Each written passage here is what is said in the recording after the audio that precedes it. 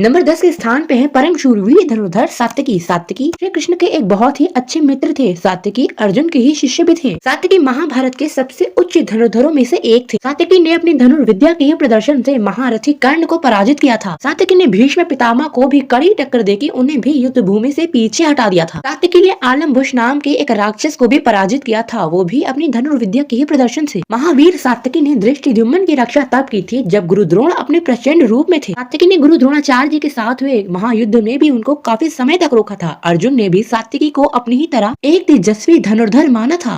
Number 9 के स्थान पे है गुरु द्रोणाचार्य के महातेजस्वी पुत्र अश्वत्थामा। अश्वत्थामा निश्चित रूप से महाभारत के एक बहुत ही अधिक शक्तिशाली धनुर्धर थे। अश्वत्थामा एक इतने तीव्र धनुर्धर थे कि दिव्यास्त्रों से तो वो विनाश करते ही थे, परंतु साधारण बाणों से भी शत्रु सेना को बहुत अधिक पीड़ा देते थे। अश्वत्थामा एक साथ अनेकों बाण छोड़ने में भी काफी सक्षम थे। विराट युद्ध में भी अश्वत्थामा ने ही अर्जुन को सबसे कड़ी टक्कर दी थी। अश्वत्थामा मात्र इस कारण वर्ष पीछे हटे थे क्योंकि उनके सभी अस्त्र तथा बाण समाप्त हो गए थे। नंबर 8 के स्थान पे है सूर्यपुत्र कर्ण। सूर्यपुत्र कर्ण महाभारत काल के निश्चित रूप से बहुत ही बड़े एवं शक्तिशाली योद्धाओं में से एक थे। कर्ण ने अपनी शिक्षा गुरु द्रोणाचार्य, गुरु कृपाचार्य तथा महावीर भगवान परशुराम जी से प्राप्त की थी। कर्ण कितने श्रेष्ठ धनुर्धर थे, उन्होंने अपनी धनुर्विद्या से इसका कई बार प्रमाण भी दिया था। कर्ण ने महाभारत युद्ध में अभिमन्यु एवं अर्जुन को छोड़कर पांडव पक्ष के लगभग सभी योद्धाओं को हरा भी दिया था। कर्ण के पास विजय धनुष नाम का एक दिव्य धनुष भी था जो उन्हें उनके गुरु भगवान परशुराम जी से प्राप्त हुआ था। इसे धनुष का उपयोग करके महारथी कर्ण ने युद्ध के 16वें एवं 17वें दिन अद्भुत कौशल का प्रदर्शन करके दिखाया था। महाभारत युद्ध के अंतिम दिन उन्होंने इसी धनुष का उपयोग करके अर्जुन के साथ बड़ा ही विनाशकारक एवं भीषण युद्ध भी किया था। नंबर 7 के स्थान पे है महावीर अभिमन्यु। अभिमन्यु चंद्रदेव के पुत्र वर्षा के अवतार थे। अभिमन्यु में अर्जुन की ही तरह सीखने की ललक बहुत अधिक थी। अभिमन्यु अपने पिता अर्जुन की ही समान शक्तिशाली थे। महावीर अभिमन्यु ने महाभारत युद्ध के 13वें दिन अद्भुत कौशल का प्रदर्शन करके दिखाया था। अभिमन्यु ने गुरु द्रोणाचार्य द्वारा रचा हुआ चक्रव्यूह भेद कर उसमें उपस्थित सभी महारथियों को पराजित कर डाला था। सभी योद्धाओं को एक से अधिक बार परास्त किया था और उस दिन ऐसा कोई भी योद्धा नहीं था जो अभिमन्यु द्वारा घायल न हुआ हो। अभिमन्यु इतने अधिक श्रेष्ठ धनुर्धर थे, इसका एक कारण और है। अभिमन्यु ने महावीर श्री कृष्ण, बलराम जी, अर्जुन तथा प्रद्युम्न इन सभी महायोद्धाओं से शिक्षण प्राप्त किया था। ये वे महाभारत के सर्वोत्तम योद्धाओं एवं महावीर धनुर्धर भी थे। महावीर अभिमन्यु को रौद्र नाम का एक बड़ा ही शक्तिशाली धनुष महाबली बलराम जी से प्राप्त हुआ था और बलराम जी को यह धनुष स्वयं महादेव ने दिया था।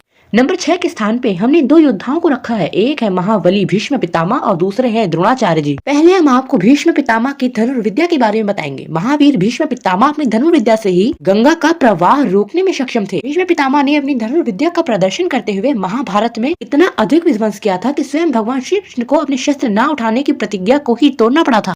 भीष्म पितामह इतने अधिक धनुर्विद्या में निपुण थे कि उन्होंने अपने गुरु परशुराम जी को भी युद्ध भूमि में कड़ी टक्कर देके उनको भी लगभग पराजित कर डाला था। पितामह भीष्म तथा गुरु परशुराम के युद्ध पे हमने एक संपूर्ण वीडियो बनाई है, अगर आप चाहें तो उस वीडियो को भी देख सकते हैं, लिंक आपको डिस्क्रिप्शन बॉक्स में मिल जाएगा।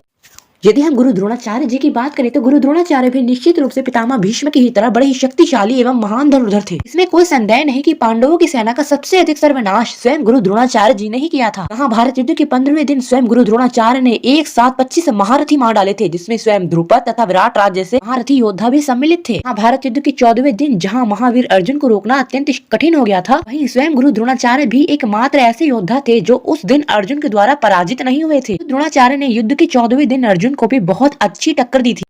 नंबर 5 के स्थान पे है भगवान श्री कृष्ण के सर्वश्रेष्ठ तथा सबसे शक्तिशाली पुत्र महावीर प्रद्युम्न। महावीर प्रद्युम्न कामदेव के ही अवतार थे।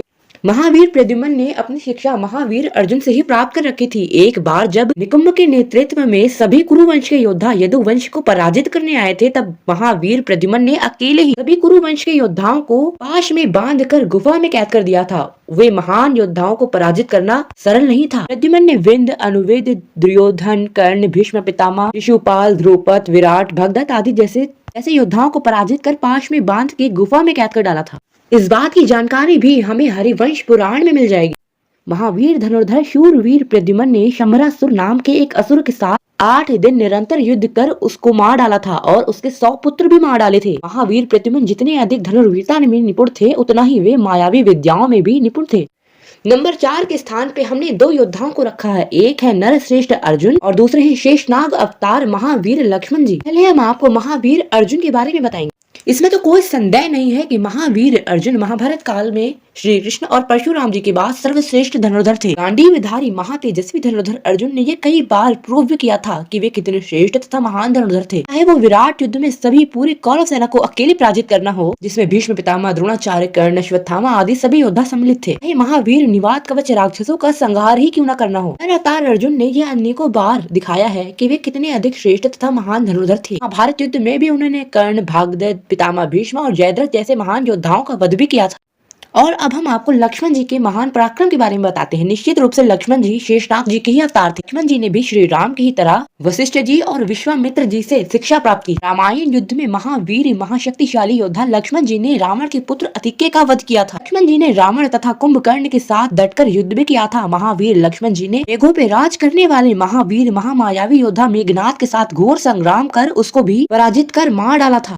नंबर 3 के स्थान पे निश्चित रूप से लवकुश आते हैं। लवकुश भगवान श्री राम तथा माता सीता के ही पुत्र थे। लवकुश ने अपनी संपूर्ण विद्या महान ऋषि वाल्मीकि जी से प्राप्त की। श्री राम ने अश्वमेध यज्ञ किया था, तब लवकुश ने अपना क्षत्रिय धर्म निभाने के लिए अश्वमेध यज्ञ के अश्व को पकड़ लिया था। के बाद लवकुश का सामना स्वयं अयोध्या की पूरी सेना के साथ हुआ, जिसमें लवकुश ने अयोध्या की पूरी सेना को अपनी धनुर्विद्या से पराजित किया। इसके पश्चात उन्होंने भरत, शत्रुघ्न, सुग्रीव, लक्ष्मण और हनुमान जी जैसे योद्धाओं को पराजित कर डाला। ऐसे महाप्रतापी योद्धाओं को अपनी धनुर्विद्या से पराजित करना कोई आम बात नहीं थी। ऐसा करने का सामर्थ्य स्वयं भगवान राम के इन दोनों पुत्रों में ही था।